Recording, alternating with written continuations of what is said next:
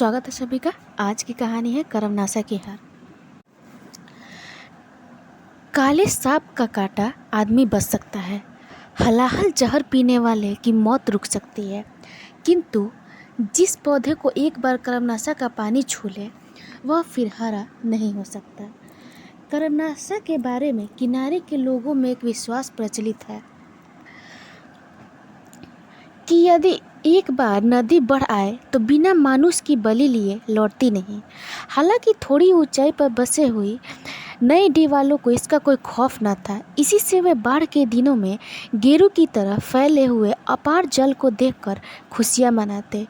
2-4 दिन की यह बाढ़ उनके लिए तब्दीली बनकर आती। मुखिया जी के द्वार पर लोग बाग इकट्ठे होते और कजली सावन की ताल पर ढोलकें ठुकने लगती। गांव के दुमुहे तक, क्षमा कीजिएगा, यहाँ पे गांव के दूध मुँह तक ई बाड़ी नदिया जिया लेके माने का गीत गाते, क्योंकि बाढ़ उनके किसी आदमी का जिया नहीं लेती थी। किंतु पिछले साल अचानक जब नदी का पानी समुद्र के ज्वार की तरह उमड़ता हुआ नई डी से जा टकराया तो ढोलके बह चली। गीत की कड़ियाँ मुरझाकर होठों पे पपड़ी की तरह छा गई। सोखा ने जान के बदले जान देकर पूजा की। 5 बकरों की दौरी भेंट हुई, किंतु बड़ी नदी का हौसला कम न हुआ। एक अंधी लड़की, एक अपाहिज बुढ़िया बाढ़ की भेंट चढ़ी। नई डी वाले कर्मनाशा के इस उग्र रूप से कांप उठे। बूढ़ी औरत ने कुछ सुराग मिलाया, पूजा पाठ कराकर लोगों ने पाप शांति की। एक बाढ़ बीती बरस बीता। पिछले गांव सूखे न थे कि भादों के दिनों में फिर पानी उमड़ा। बादलों की छाव में सोया गांव भोर की किरण देखकर उठा तो सारा सिवान रक्त की तरह लाल पानी से घिरा था। नई डी के वातावरण में हौल दिली छा गई। गांव ऊंची कगार पर बसा था, जिस पर नदी की धारा अनवरत टक्कर मार रही थी। बड़े बड़े पेड़ जड़ मूल के साथ उलट कर नदी के पेट में समा रहे थे। यह बाढ़ न थी, प्रलय का संदेश था। नई डी के लोग चूहेदानी में फंसे चूहे की तरह भय से दौड़ धूप कर रहे थे। सबके चेहरे पर मुर्दनी छा गई थी। कल दीनापुर में कड़ाह चढ़ा था। पांडे जी ईश्वर भगत हकलाते हुए बोला। कुएं की जगत से बाली का पानी लिए जगेसर पाड़े उतर रहे थे। घबराकर बाली सहित ऊपर से कूद पड़े। क्या कह रहे थे भगत? कड़ाहा चढ़ा था? क्या कहा सोखा ने? चौराहे पर छोटी सी भीड़ इकट्ठी हो गई। भगत अपने शब्दों को चुभलाते हुए बोले। काशीनाथ की शरण भाई लोगों ने सोखा ने कहा कि इतना पानी गिरेगा कि 3 घड़े भर जाएंगे। आदमी मवेशी की क्षय होगी, चारों ओर हाहाकार मच जाएगा, प्रलय होगी। प्रलय ना होगी तब क्या बरकत होगी? हे भगवान, जिस गांव में ऐसा पाप कर्म होगा वह बहेगा नहीं, तब क्या बचेगा? माथे के लुग्गे को ठीक करते हुए धनेश्वरा चाची बोली। मैं तो कहूँ हूँ कि फुलमतिया ऐसी चुप काहे है? राम रे राम, एक ने पाप किया, सारे गांव के सिर बीता। उसकी माई कैसे सतवंती बनती थी? आग लाने गई तो घर में जाने नहीं दिया। मैं तो तभी छानगी कि हो ना हो दाल में कुछ काला है। कुछ साफ भी कहोगी भौजी? बीच में जगेसर पारे बोले। क्या हुआ आखिर? हुआ क्या? विधवा लड़की बेटा पैदा कर सुहागन बनी है। ये कब हुआ? सबकी आंखों में उत्सुकता के फफोले उभर आए। आगत भय से सबकी सांसें टंगी रह गई। तभी मिर्ची की तरह तीखी आवाज में चाची बोली। कोई आज की बात है, 3 दिन हो गए। लोगों को प्रलय की सूचना देकर हवा में उड़ते हुए आंचल को बरजोरी बस में करती चाची चौराहे की ओर बढ़ चली। गांव का सारा आतंक, भय, पाप उनके पीछे कुत्ते की तरह दुम दबाए चले जा रहे थे। सबकी आंखों में नई डी का भविष्य था। रक्त की तरह लाल पानी में चूहे की तरह उब चुप करते हुए लोग चिल्ला रहे थे। मौत का ऐसा भयंकर स्वप्न भी शायद किसी ने देखा था। भैरव पाड़े बैसाखी के सहारे अपनी बखरी के दरवाजे में खड़े बाढ़ के पानी का जोर देख रहे थे। अपार जल में बहते हुए सांप बिच्छू चले जा रहे थे। मरे हुए जानवर की पीठ पर बैठ कौवा लहर के धक्के से बिछल जाता। भीगे चूहे पानी के बाहर निकलते तो चील छपट पड़ते। विचित्र दृश्य है। पाड़े ना जाने क्यों बुदबुदाए। फिर मिट्टी की बनी पुरानी बकरी की ओर देखा। पाड़े के दादा देश देहात के नामी गिरामी पंडित थे। उनका ऐसा अकुबाल था कि कोई किसी को कभी सताने की हिम्मत नहीं करता था। उनकी बनवाई यह बखरी भाग की लेख कौन टारे। 2 पुसत के अंदर ही सभी कुछ खो गया। मुट्ठी में बंद जुगनू हाथ के बाहर निकल गया और किसी ने ना जाना भी नहीं। आज से 16 साल पहले माँ बाप एक नन्हा लड़का हाथ में सौंप कर चले गए। पैर से पंगु भैरव पाड़े अपने 2 बरस के छोटे भाई को कंधे से चिपकाए असहाय निर्वलंब खड़े रह गए। धन के नाम पर बाप का कर्जा मिला, काम धाम के लिए दूध मुँहे भाई की देखरेख, रहने के लिए बकरी जिसे पिछली बाढ़ के धक्कों ने एकदम जर्जर कर दिया। अब यह भी न बचेगी। पाड़े के मुंह से भविष्य फूट रहा था, जिसकी भयंकरता पर उन्होंने जरा भी ख्याल करना जरूरी नहीं समझा। दरारों में भरी दीवारें उनके खुरदरे हाथों के स्पर्श से पिघल गई। वर्षा का पानी पसीजकर हाथों में आंसू की तरह चिपक गया। सनसनाती हवा गांव की इस छोर से उस छोर तक चक्कर लगा रही थी। भैरव पाड़े के कानों में आवाज़ के स्पर्श से ही भयंकर पीड़ा पैदा हो गई। बैसाखी उनके शरीर के भार को संभाल न सकी और वे धम से चौंक कर बैठ गए। बाजू के धक्के से कोहनी छिल गई। चिनचिनाती कोहनी का दर्द उनके रोए रोए में बिंध रहा था और पाड़े इस पीड़ा को होठों के बीच दबाने का प्रयत्न कर रहे थे। सब कुछ गया, वे बुदबुदाए। कर्मनाशा की बाढ़ उनकी इस जर्जर बखरी को हड़पने नहीं, उनके पितामह की उस अमूल्य प्रतिष्ठा को हड़पने आई है, जिसे अपनी इस विपन्न अवस्था में भी पाड़े ने धरती पर नहीं रखा। दुलार से पली वह प्रतिष्ठा सदा उनके कंधों पर चढ़ी रही। मैं जानता था कि यह छोकरा इस खानदान का नाश करने आया है। पाड़े की आंखों में उनके छोटे भाई की तस्वीर नाच उठी। 18 वर्ष का छरहरा पानीदार घूलदीप, जिसकी आंखों में भैरव की माँ की छाया तैरती नजर आती। उसके काले काकुल को देखकर मुखिया जी कहते हैं कि इस पर भैरव पाड़े के दादा की लौछार पड़ी है। पाड़े हो कर हंस पड़ते। जा रे कुलदीप, बरामदे में बैठ कर पढ़। भैरव पाड़े मन में बुदबुदाते। तेरी आंख में 100 कुंड बालू, हरामी कहीं का, लड़के पर नजर गड़ाता है। कुछ भी हुआ इसे तो भगवान कसम तेरा गला घोट दूंगा। बड़ा आया मुखिया जी। फिर जरा बढ़ के बोलते, क्या लौछार पड़ेगी मुखिया जी, दादा के पास तो 5 पछाहा गायें भी थी। एक से एक 2 थान दूध ले तो 25 बाल्टी भर जाती थी। यहाँ तो इस लौंडे को दूध ही नहीं पचता। फिर साल 12 महीने हमेशा मिलता भी कहाँ है हम गरीबों को। अब वह पुराने ज़माने की बात कहाँ रही पाड़े जी, मुखिया कहता है और अपने संकेतों से शब्दों में मिर्च की तरह किताई भरकर चला जाता है। काले काले काकुलों वाला नौजवान कुलदीप उसे फूटी आंखों नहीं सुहाता, किंतु भैरव पाड़े के डर से वह कुछ कह ना पाता। भैरव पाड़े दिन भर बरामदे में बैठकर रुई से बिनौले निकालते, तुमते, सूत तैयार करते और अपनी तकली नचा नचा कर जनेऊ बनाते, जजमानी चलाते, पत्रा देखते, सत्यनारायण की कथा बाँच देते और इससे जो कुछ भी मिलता कुलदीप की पढ़ाई और उसके कपड़े लत्ते आदि में खर्च हो जाता। यह सब कुछ मर मर कर किया था। इसी दिन को पाड़े की आंखों में प्यास छा गई। लड़के ने उन्हें किसी और का नहीं रखा। आज यहाँ आफत मची है, अपने पता नहीं कहाँ भाग कर छिपा है। राम जाने कैसा हो। सूखी आंखों से 2 बूंद गिर पड़ी। अपने से तो कौर भी नहीं उठा पाता था। भूखा बैठा होगा कहीं। बैठे मरे, हमें क्या करें, हम क्या करें। पाड़े ने बैसाखी उठाई, बगल की चरपाई तक गए और धम से बैठ गए। दोनों हाथों में मुंह छिपा लिया और चुप लेटे रहे। पूर्वी आकाश पर सूरज दुलट्ठे ऊपर चढ़ आया था। काले काले बादलों की दौड़ धूप जारी थी।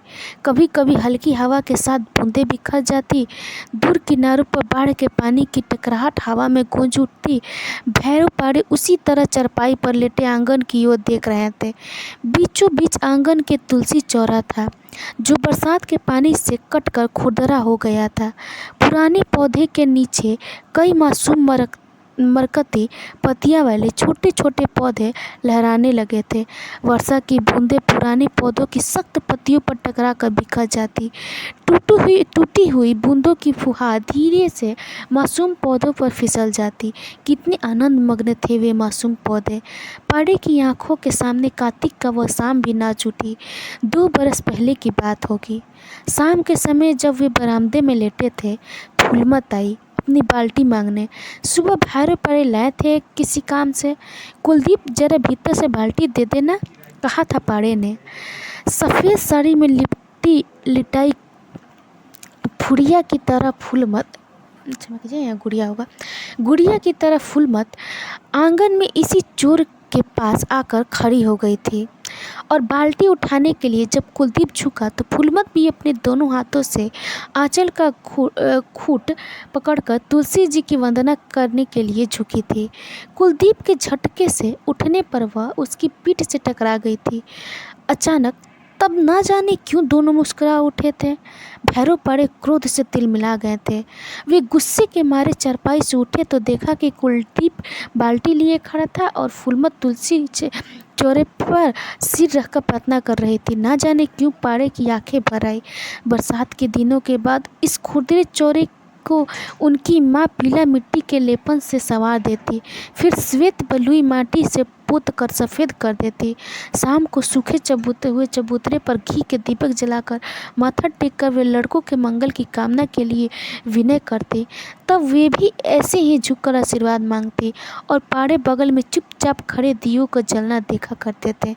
पाड़े को सामने खड़ा देख कुलदीप हड़बड़ाया और फूलमती बाल्टी लेकर चुपचाप बाहर चली गई।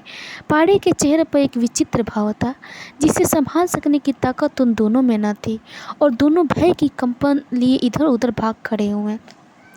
बहुत दिनों तक पाड़े के चेहरे पर अवसाद का यह भाव बना रहा। कुलदीप डर के मारे उनकी ओर देख नहीं पाता।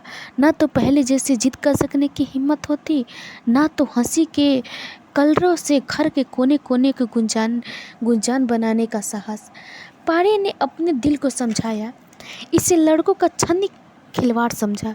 सोचा धरती की छाती बड़ी कड़ी है, ठेस लगते ही सारी गुलाबी पंखुड़ियाँ बिखर जाएंगी। दोनों को दुनिया का भाव तब मालूम हो जाएगा। पाड़े के रुख से फूलमत भी संसक हो गई थी। वह इधर कम आती। कुलदीप के उठने बैठने पढ़ने लिखने पर पाड़े की कड़ी नजर थी। वह किताब खोलकर बैठते तो दिए की टेम में श्वेत वस्त्रों में लिपटी फूलमत खड़ी हो जाती।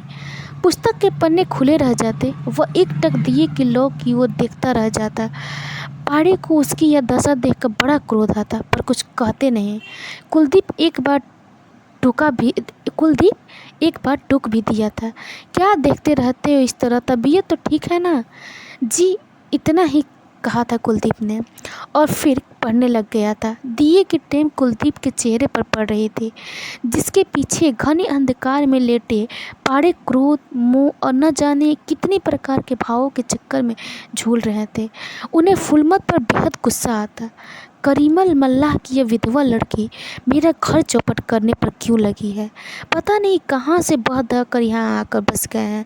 कुलक्षणी अब क्या चाहती है? बाप मरा, पति मरा, अब न जाने क्या करेगी।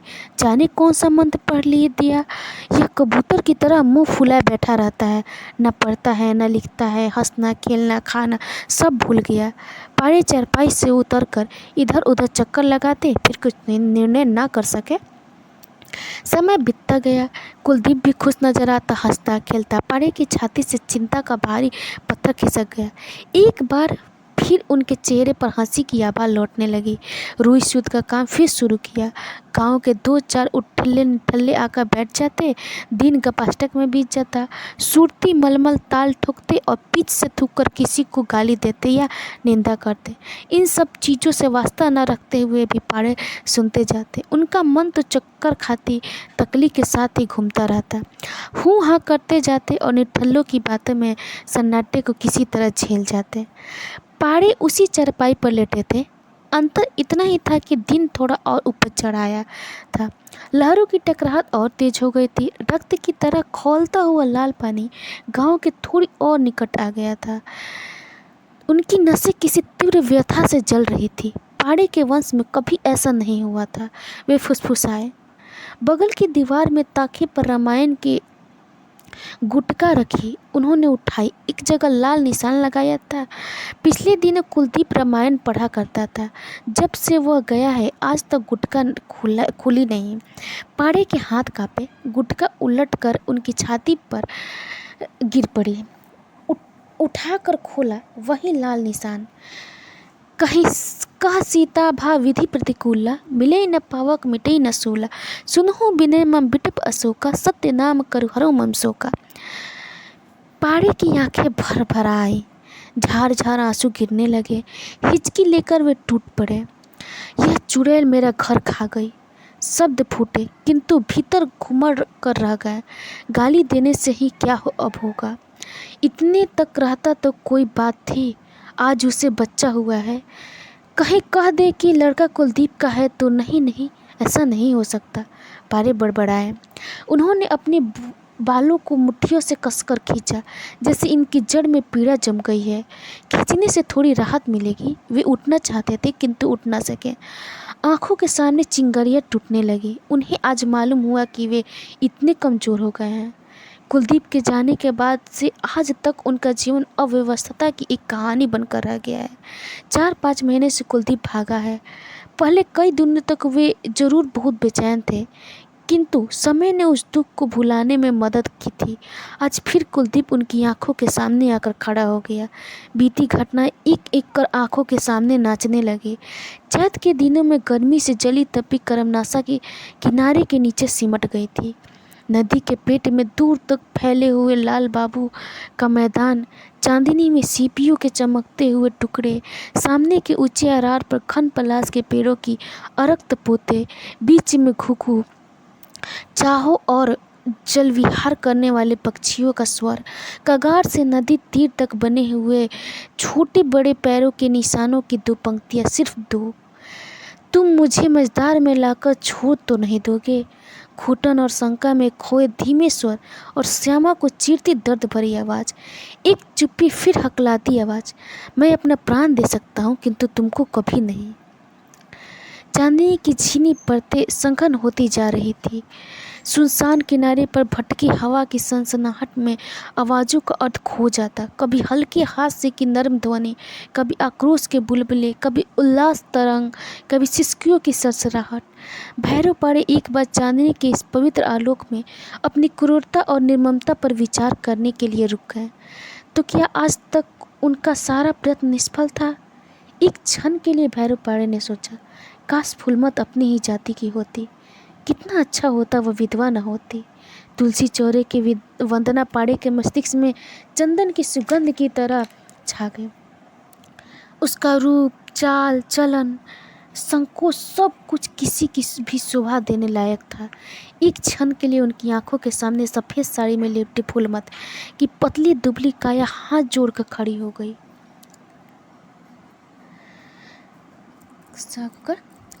गई। जैसे वह आंचल फैलाकर आशीर्वाद मांग रही हो। भैरव पाड़े विचलित खड़े थे, विमूढ़। यह असंभव है। पाड़े ने बैसाखी संभाली और नीचे की ओर लपके। कुलदीप, बड़ी कर्कश आवाज़ थी पाड़े की। दोनों सिर झुकाकर सामने खड़े थे।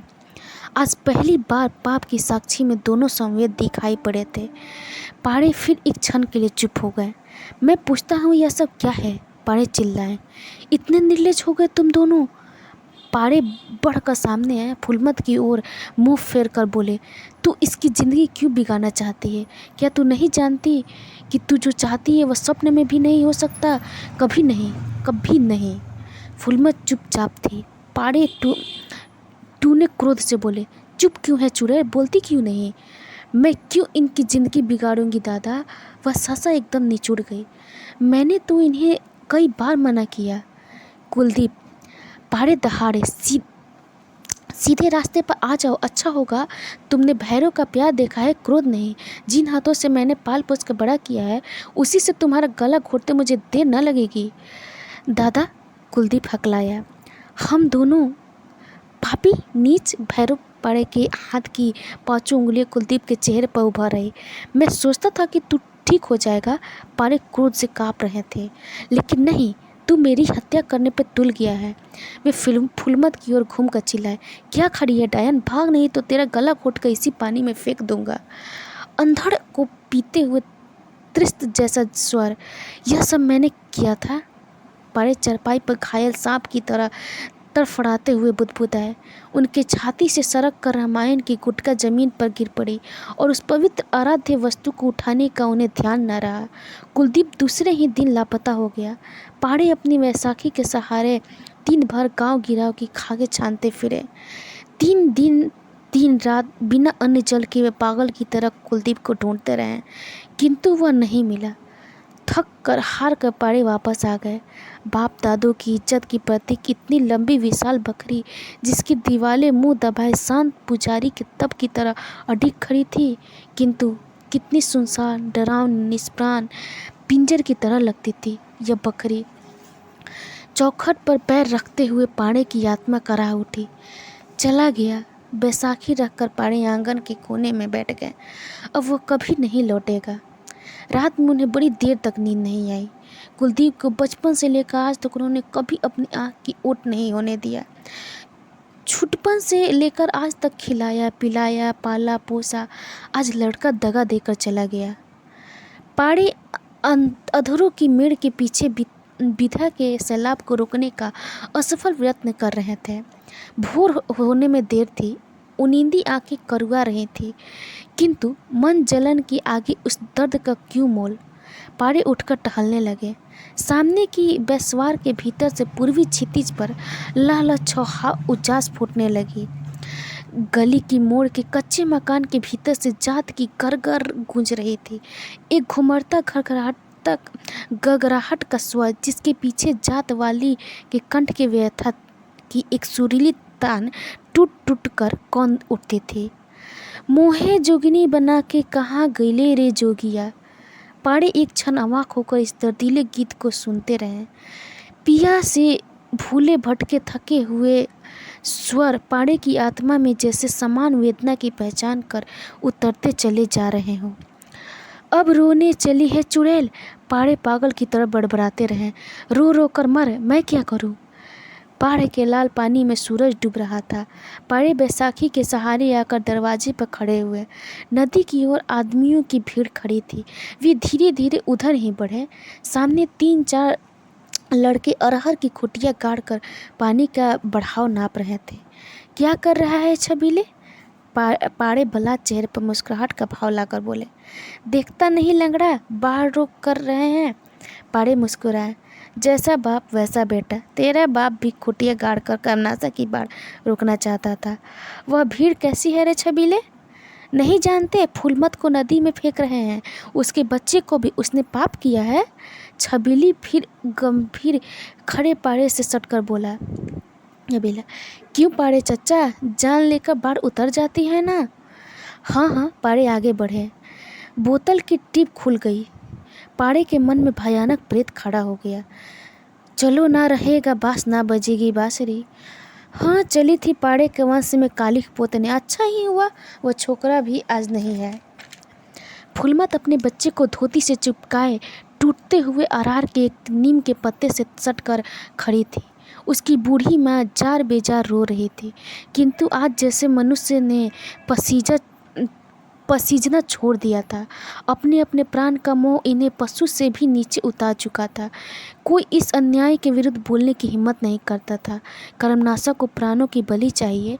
बिना प्राणों की बलि लिए बाढ़ नहीं उतरेगी। फिर उसी की बलि क्यों न दी जाए जिसने पाप किया। पर साल जाने के बदले जान दी गई, पर कर्मनाशा 2 बलि लेकर ही मानी। त्रिशंकु के पाप की लहरें किनारा पर सांप की तरफ उपकार रही थी। आज मुखिया का विरोध करने का किसी में साहस न था। उसकी नीचता के कार्यों का ऐसा समर्थन कभी न हुआ था। पता नहीं किस बैर का बदला ले रहा है बेचारी से। भीड़ में कई इस तरह सोचते, ऐसा तो कभी नहीं हुआ था, किंतु कौन बोले, सब मुँह सिए खड़े थे। तुम्हारी क्या राय है भैरव पाड़े, मुखिया बोला।